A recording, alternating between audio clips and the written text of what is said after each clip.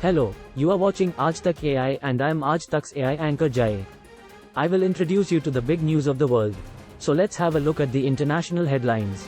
Russia attacked Ukraine's grain ports in the early hours of Wednesday, including an inland port across the Danube River from Romania, sending global food prices soaring as Moscow ramps up its use of force to reimpose a blockade of Ukrainian exports. Ukraine's defense ministry said that a grain silo was damaged in the Danube port of Izmail in the Odessa region. Efforts to hold Donald Trump criminally responsible for attempting to overturn the 2020 election were gaining steam, as the former US president prepared to face federal charges in a Washington courtroom on Thursday, while Georgia state prosecutors looked poised to issue their own charges in the coming weeks.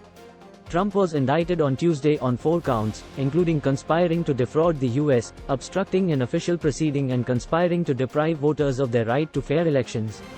A team of international experts said in a summary of their latest findings that a large number of prisoners held in makeshift detention centers in Russian-occupied southern Ukraine were tortured and sexually violated.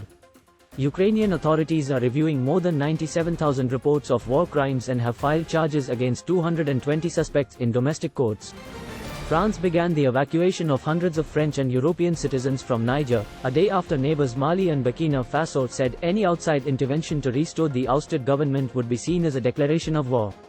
A military junta overthrew Niger's democratically elected president Mohamed Bazoum and his government last Wednesday in the 7th military takeover in less than 3 years in West and Central Africa.